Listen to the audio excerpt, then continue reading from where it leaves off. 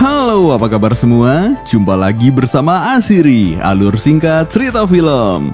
Seperti biasa, kami akan menemani kalian dari kegabutan atau aktivitas apa saja yang tidak berguna sama sekali.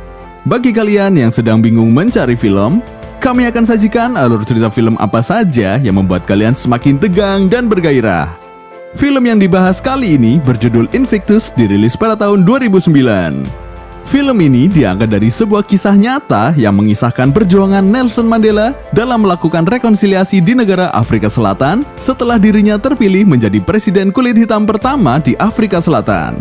Seperti apakah kisahnya? Daripada membuat kalian semakin penasaran, langsung saja ke alur ceritanya.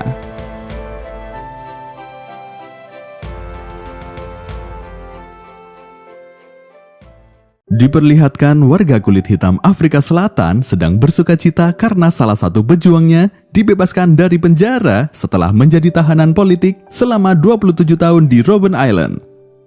Di sisi lain, warga kulit putih tidak senang dengan bebasnya Mandela, bahkan tak sedikit pula yang ketakutan karena khawatir warga kulit hitam akan balas dendam pada mereka setelah apa yang mereka lakukan pada warga pribumi atau kulit hitam. Kebahagiaan warga kulit hitam terus berlanjut ketika digelar pemilu pada tahun 1994.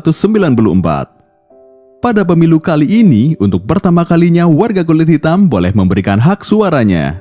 Karena selama rezim apartheid berkuasa, warga kulit hitam tidak boleh ikut pemilu dan selalu didiskriminasi. Selanjutnya, pada tahun yang sama, Nelson Mandela terpilih menjadi presiden kulit hitam pertama di Afrika Selatan. Hal tersebut sangat membuat warga kulit putih semakin ketakutan. Itu dibuktikan dengan banyak staf presiden dari kalangan kulit putih yang mengundurkan diri. Sebagai pemimpin yang besar, Mandela lalu mengambil sikap dengan mengatakan pada stafnya, jika kalian tidak bisa bekerja dengan pemerintah yang baru, dia tidak bisa melarangnya.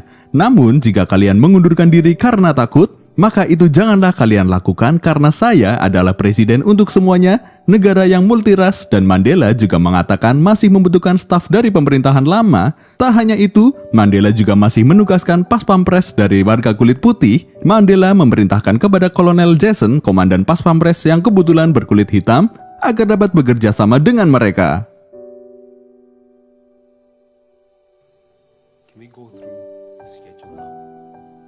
Selain itu, dia juga memerintahkan kepada semua pas pampres untuk selalu senyum dan berbaur pada masyarakat. Mandela selalu menyerukan rekonsiliasi untuk masyarakat Afrika Selatan. Dia rajin menghadiri kegiatan masyarakat, termasuk menonton pertandingan rugby antara Afrika Selatan yang berjuluk tim Springbok melawan tim Inggris. Namun sayang, tim Afrika Selatan dibantai oleh tim Inggris.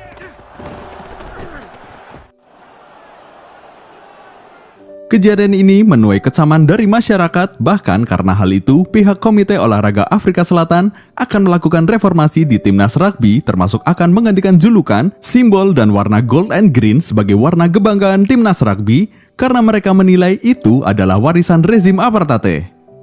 Mendengar informasi itu, Presiden Mandela bergegas untuk menghadiri Kongres Komite Olahraga Afrika Selatan yang sedang berlangsung. Ketika keputusan akan disahkan, Mandela datang dan meminta agar tidak gegabah karena jika itu dilakukan akan menyakiti warga kulit putih, mengingat Springbok adalah kebanggaan warga kulit putih dan akan memperlebar polarisasi di tengah masyarakat. Mandela malah meminta agar semua warga bersatu untuk mendukung tim negaranya. Selain hobi olahraga, Mandela juga pengagum seni. Dia seringkali menggunakan batik dalam kegiatan kenegaraan dan pesta. Sementara itu, sekretaris presiden yang bernama Brenda merasa heran mengapa dari berbagai masalah yang ada seperti ekonomi, kemiskinan, dan kriminalitas, Mandela lebih fokus pada olahraga rugby. Mandela mengatakan jika itu dia lakukan demi terciptanya rekonsiliasi di tengah masyarakat, karena rekonsiliasi adalah salah satu modal untuk membangun karena tercapainya kestabilan sosial politik. Melalui event olahraga, diharapkan semua hal itu dapat tercapai, apalagi tahun depan Afrika Selatan menjadi tuan rumah Piala Dunia Rugby. Usaha Mandela untuk melakukan rekonsiliasi sangat keras. Dia mengisi kegiatannya dengan sangat padat baik di dalam maupun luar negeri. Hingga suatu ketika Mandela sakit karena kelelahan. Setelah beliau beristirahat, Mandela membaca berita jika pelatih timnas rugby Afrika Selatan telah dipecat karena berkali-kali mengalami kekalahan, tapi pihak komite masih mempertahankan sang kapten tim bernama Frans Pienaar. Mandela kemudian menelpon Frans Pienaar dan mengundangnya minum teh di istana kepresidenan. Frans Pienaar ditemani oleh istrinya menghadiri undangan tersebut. Di istana, Frans Pienaar disambut dengan hangat oleh Pak Presiden.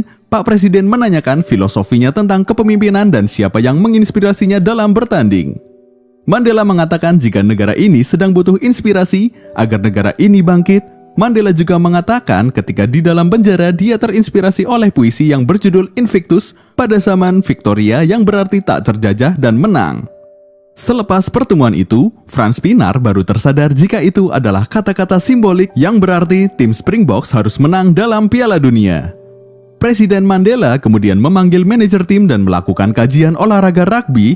Kemudian Pak Presiden juga memerintahkan agar Springboks keliling negara untuk mengajari anak-anak daerah bermain rugby guna menggalang dukungan dan simpati dari masyarakat agar semua warga mau mendukung mereka dengan semboyan One Time One Country.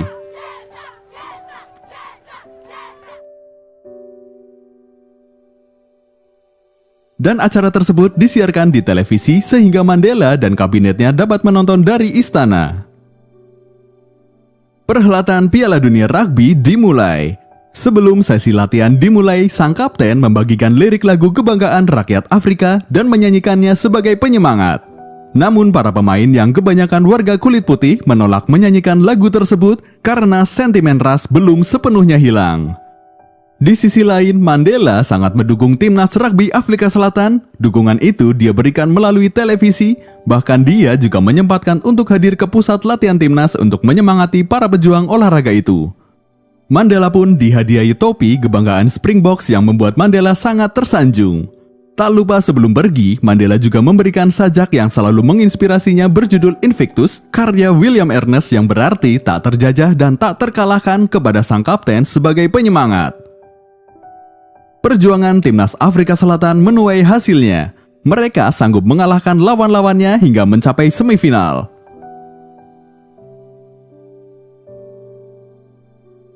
Kemudian di tengah sesi latihan mereka, Mandela mengajak para pemain berwisata di Robben Island, tempat di mana Mandela ditahan selama 27 tahun dan tempat itu sekarang telah berubah menjadi objek wisata.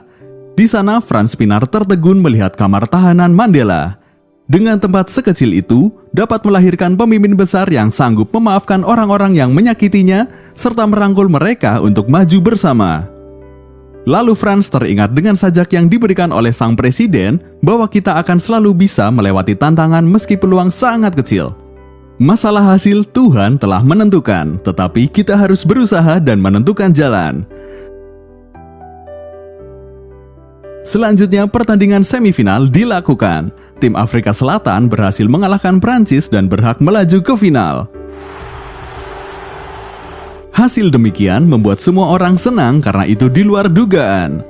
Saat final nanti, Afrika Selatan akan berhadapan dengan Inggris atau Selandia Baru, tergantung siapa di antara mereka yang menang.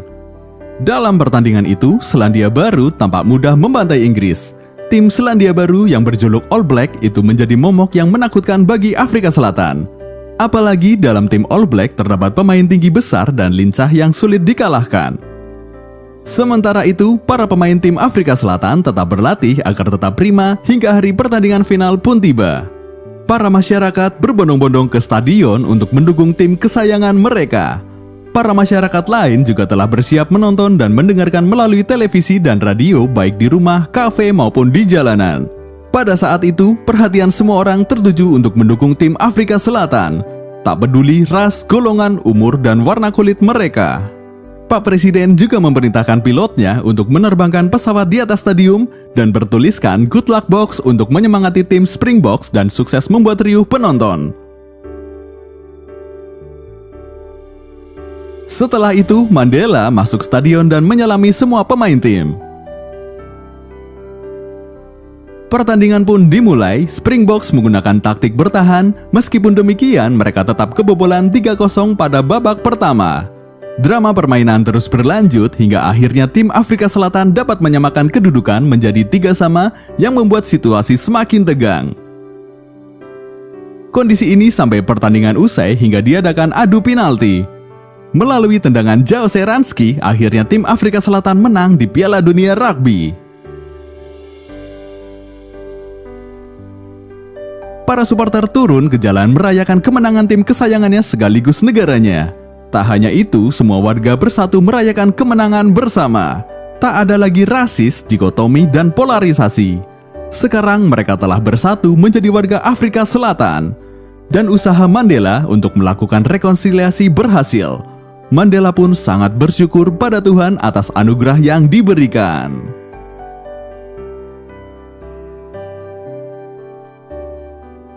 Seperti itulah kisah perjuangan Nelson Mandela dalam melakukan rekonsiliasi di negara Afrika Selatan setelah dirinya terpilih menjadi presiden kulit hitam pertama di Afrika Selatan. Pemimpin negeri yang baik hati, siap menjalankan amanah dalam janji sumpah abadi.